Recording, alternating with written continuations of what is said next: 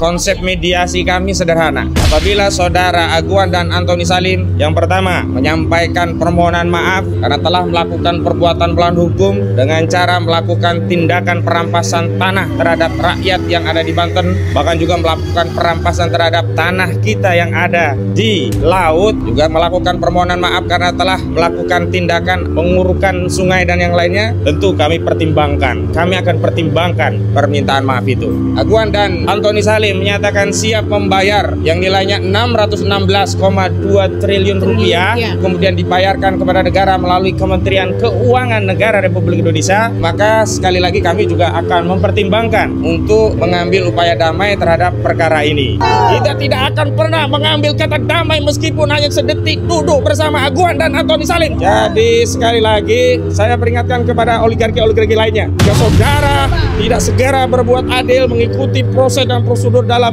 berbisnis diri negara ini dengan betul, maka nasib saudara-saudara akan kami aguankan.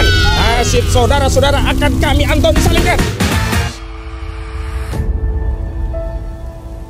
Bismillahirrahmanirrahim. Assalamualaikum warahmatullahi wabarakatuh. Waalaikumsalam. Pertama saya sampaikan puji syukur hadirat Allah Subhanahu wa taala, hari ini kita semua diberi kesehatan, diberi keselamatan, diberi banyak nikmat oleh Allah Subhanahu wa taala. Dan tentu saja saya ingin sampaikan kabar baik kepada seluruh masyarakat yang ada di Banten. Saya Ahmad Kozinuddin hari ini alhamdulillah bisa kembali membersamai ya dengan sejumlah tim di tim advokasi melawan oligarki rakus perampas tanah rakyat dalam keadaan sehat walafiat. Jadi kalau kemarin sempat ada insiden, mungkin ada yang khawatir, ada yang bertanya-tanya kondisi saya seperti apa. Alhamdulillah berkat perlindungan dan rahmat Allah, saya sehat, bisa mendampingi perkara gugatan terhadap Aguan, Antoni Salim dan yang lainnya di Pengadilan Negeri Jakarta Pusat hari ini. Yang kedua, kami ingin sampaikan bahwa konsep mediasi kami sederhana. Apabila saudara Aguan dan Antoni Salim yang pertama menyampaikan permohonan maaf karena telah melakukan perbuatan melawan hukum dengan cara melakukan tindakan perampasan tanah terhadap rakyat yang ada di Banten, bahkan juga melakukan perampasan terhadap tanah kita yang ada di laut, juga melakukan permohonan maaf karena telah melakukan tindakan pengurukan sungai dan yang lainnya, tentu kami pertimbangkan. Tapi tidak saja hanya meminta maaf, kami akan pertimbangkan permintaan maaf itu. Yang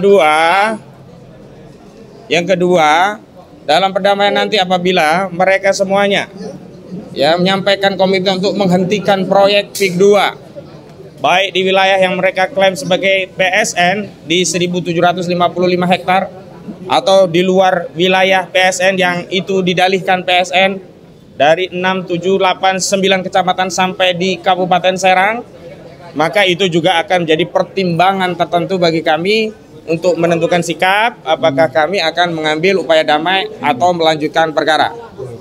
Yang ketiga, apabila nantinya Aguan dan Antoni Salim menyatakan siap membayar kerugian atas perbuatan pelanggaran hukum yang mereka lakukan terhadap rakyat Banten yang nilainya 616,2 triliun rupiah, yang itu kemudian dibayarkan kepada negara melalui Kementerian Keuangan Negara Republik Indonesia, maka sekali lagi kami juga akan mempertimbangkan untuk mengambil upaya damai terhadap perkara ini. Dan selanjutnya yang paling penting adalah apabila ada pelanggaran hukum terhadap kasus ini, maka proses penyelesaian perdata ini tidak menghalangi atau menghentikan proses pidana baik yang hari ini sedang ditangani oleh Kejaksaan Agung Republik Indonesia berupa dugaan tindak pidana korupsi sebagaimana diatur di Undang-Undang 31 1999. Juga terakhir, alhamdulillah Bareskrim Mabes Polri katanya, sekali lagi baru katanya, karena sampai hari ini belum ada satupun ya orang yang ditetapkan tersangka baik terhadap kasus pagar laut juga terhadap kasus sertifikat di laut. Terhadap sertifikat di laut yang diambil tindakan hanya membatalkan 50 dari 263 SHGB dan 17 SHM. Kita mempertanyakan sisanya di mana, apakah mau diselamatkan? Karena kami mensinyalir di atas SHGB SKB itu dugaan kuat kami juga diagunkan menjadi jaminan di bank untuk menurunkan kredit untuk bisnis mereka. Ini kita dikerjai luar biasa. Luar biasa ini. Jangan-jangan penyelamatan sertifikat itu dilakukan karena sertifikatnya memang sedang menjadi jaminan di bank. Sehingga tidak bisa serta-merta dibatalkan. Nah, paling penting juga kepada Saudara Menteri ATR, kita tidak memberikan atensi sedikit pun terhadap apa yang sudah diambil. Saya pikir itu sesuatu yang luar biasa kemajuan. Ternyata apa yang diambil itu kuat dugaan kami hanya untuk meminabobokkan kita seolah-olah sudah ada prestasi, seolah-olah sudah ada tindakan. Misalnya 8 pegawai Kementerian ATR katanya sudah diambil tindakan karena melakukan pelanggaran berat dan diberi sanksi dengan mencopot dari jabatannya.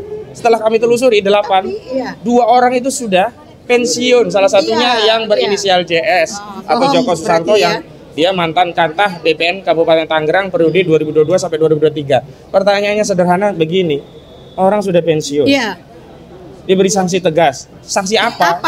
Yang kedua, dicopot dari jabatannya. Jabatan apa? Kemarin sempat nanya, apa nggak boleh keluar dari rumah? Apa nggak boleh ngomong cucu lagi? Saya ledekin, paling nggak boleh kawin lagi. Sanksinya itu paling gitu. Jadi artinya ada permainan ya di BPN ini harus dibongkar semuanya. Kenapa?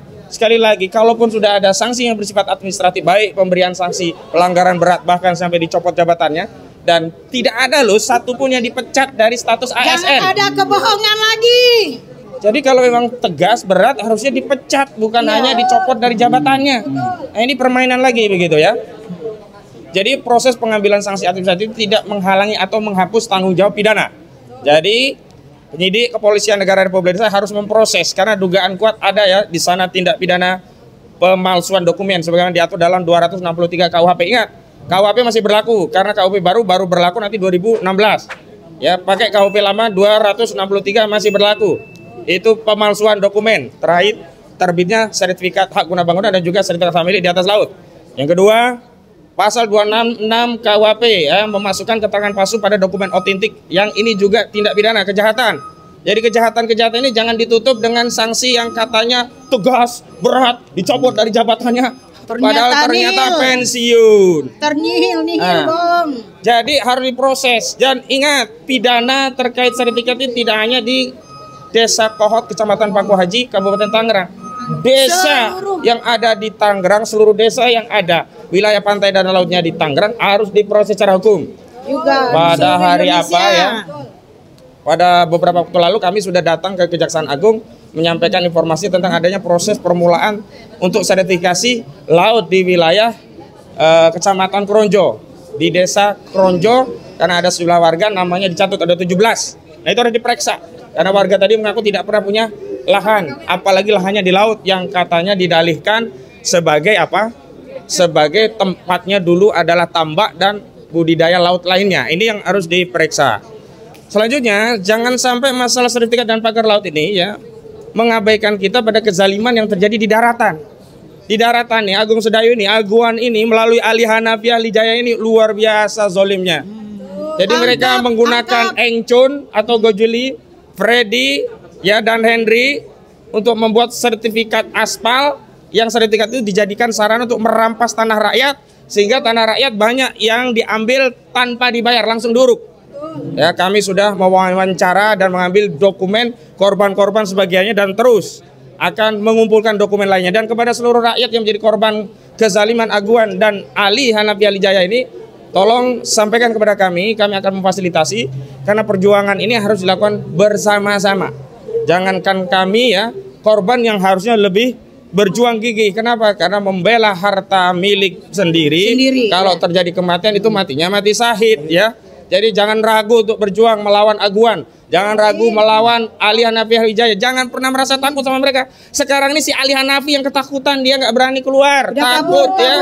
Kabur-kaburan. Engcun ketakutan ya. Kemudian Mandor Mehmet ketakutan, sekarang tambah lagi.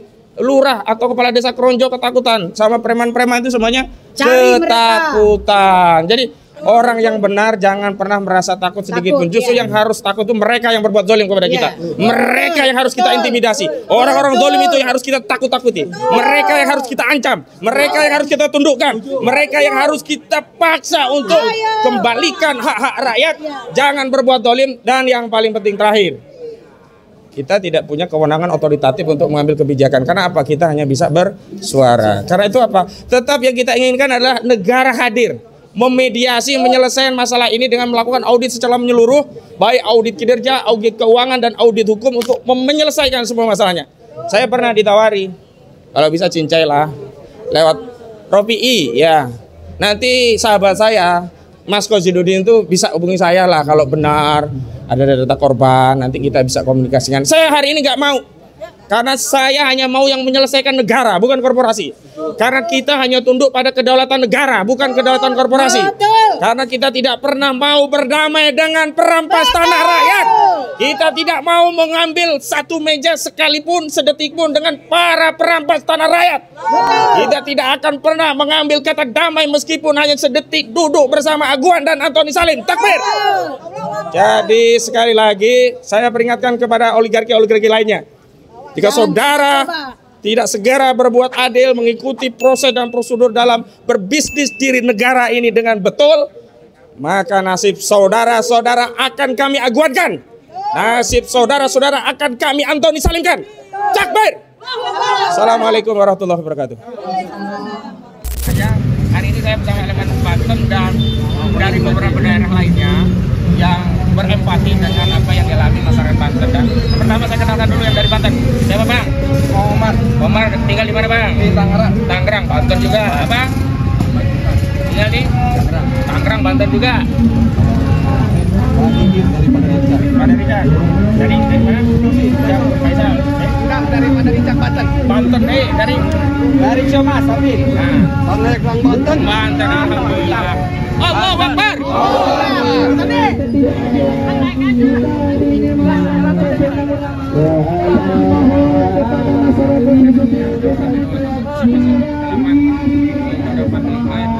Pasal Undang-Undang Nomor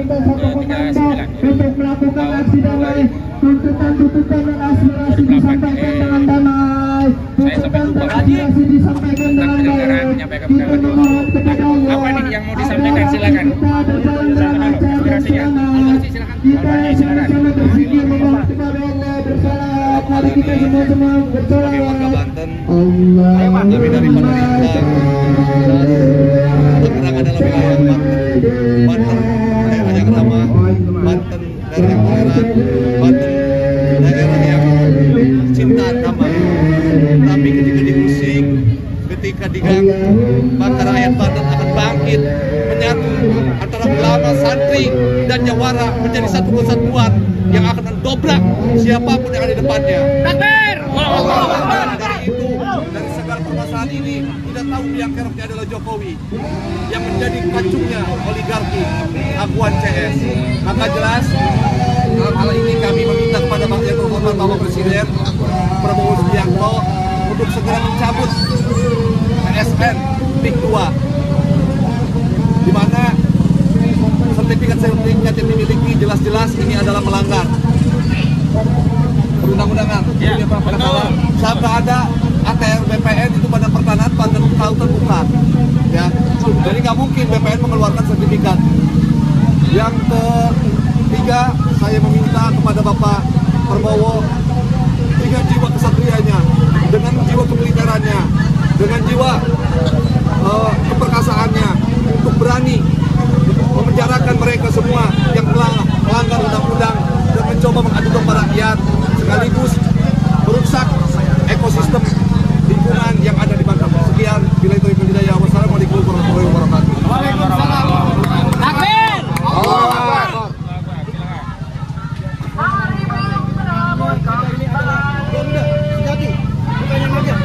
Oleh karena itu, jangan ada negara dalam negara.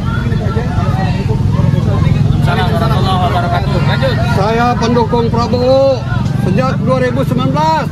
Oleh karena itu buktikan hari ini Pak Prabowo. Assalamualaikum. Silakan. Harus menyampaikan. Presiden kita. Saya pendukungnya, kami ini pendukung Prabowo dari tahun 2019 sampai hari ini. Kepada Bapak Presiden Prabowo selalu pendukung berat dari warga masyarakat Banten. Sekian, terima kasih, mohon ditindak dan disikapi, mohon Bapak Presiden. Assalamualaikum warahmatullahi wabarakatuh. Waalaikumsalam warahmatullahi wabarakatuh. Bapak Presiden Prabowo yang terhormat, masyarakat Banten hadir membersamai masyarakat Desa Muncung, Kecamatan Tronjo dalam upaya mempertahankan hak-haknya yang sudah dirampok, yang sudah dirampas oleh aguan dan oligarki. Untuk itu, masyarakat Banten butuh Bapak sebagai Presiden untuk bisa hadir dan membatalkan PSN serta PIK 2 di Provinsi Banten. Terima kasih. Ya, terima kasih. Jadi intinya kami sudah mendapatkan banyak aspirasi dari warga Banten asli bahwa mereka menolak kezaliman yang terjadi pada proyek PIK 2 milik Aguan dan Antoni Salim ini. Tentu negara harus hadir dengan memberikan perlindungan kepada rakyat. Yang pertama, kehadiran negara dibuktikan dengan segera mencabut status PSN PIK 2. Yang kedua, segera menghentikan proyek strategis nasional ini, termasuk proyek PIK 2 baik yang diklaim menjadi PSN atau yang wilayahnya di luar PSN. Yang ketiga, Pak, mohon lakukan audit secara menyeluruh terhadap proses pelaksanaan PSN PIK 2 ini. Karena apa? Karena sudah terbukti ada sertifikat-sertifikat bodong di laut, dan di darat juga banyak ya masyarakat yang dirampas tanahnya, tidak dibayar langsung diuruk. Ada yang baru dibayar kecil, ada yang kemudian bahkan ditimbulkan sertifikat bodong lainnya yang digunakan untuk merampas tanah-tanah rakyat. Nah, ini harus diaudit secara menyeluruh. Mohon maaf Pak, kami tidak percaya kalau audit itu hanya dilakukan oleh BPN. Kemarin saja BPN dari 263 sertifikat bodong yang secara material dan faktual itu ada di laut, ternyata yang dibatalkan hanya 50. Yang lainnya apa mau diselamatkan? Nah, kalau dalihnya ada yang 2019 butuh putusan pengadilan atau fatwa dari Mahkamah Agung, kan sebelumnya katanya 2022 sampai 2023 itu sertifikat itu terbit. Berdasarkan PP nomor 18 tahun 2021, semestinya sertifikat yang belum berusia 5 tahun kewenangannya BPN, dan harusnya 263 SHGB dan 17 SHM yang secara material dan faktual itu ada di laut ya dicabut serta-merta. Kenapa hanya 50 biji gitu? Karena itu agar audit agar ya proses penertiban itu bersifat akuntabel, ya kita percaya begitu, harus disebut dibentuk tim audit yang melibatkan seluruh unsur masyarakat begitu. Dan DPR saya pikir DPR perlu untuk membentuk pansus panitia khusus untuk mengaudit seluruh pelaksanaan PSN PIK 2 ini ya, dan turun langsung Pak Wakil Rakyat, Bapak Ibu yang anggota DPR. Saya Pak yang tahu langsung ada sungai diuruk, saya yang tahu langsung ada tanah ya sawah menjelang panen langsung diuruk. Nggak ditanya-tanya dulu mau dijual atau tidak, langsung diuruk. Saya juga yang tahu yang hanya dibayar 30.000 Pak, 50.000 saya tahu Pak, karena itu Bapak Ibu yang kami hormati yang ada di DPR, mohon untuk turun ke lapangan, jangan percaya informasi yang hanya sebatas laporan dari kementerian dan lembaga yang ada. Seperti kemarin ada 8 pegawai BPN diberi sanksi tegas dan pencopotan dari jabatannya.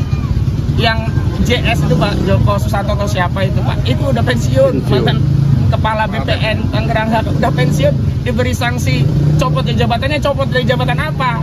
Dicopot sarungnya ya biar lontang lantung. Kan aneh ini. Uang udah pensiun kok diberi sanksi tegas dan pencopotan dari jabatannya. Mau disanksi apa? Udah pensiun gitu. Nah, ini yang kami khawatir ya, kontestasi perlaporan yang ada di DPR itu hanya sekedar untuk menyelamatkan oligarki dan mencari semacam tumbal saja. Nah, kalau kita lihat kan yang mau ditumbalkan ini kayaknya cuma kepala desa Kohot nih. Padahal Pak, semua yang terlibat itu adalah semua kepala desa yang memiliki wilayah laut, itu terlibat dengan sertifikat laut dan pagar laut. Sementara desa-desa yang tidak punya laut pun bermasalah kalau itu wilayah menjadi wilayah proyek PIK 2, maka harus diaudit semuanya. Terima kasih. Assalamualaikum warahmatullahi wabarakatuh. Yuk, lanjut sampai.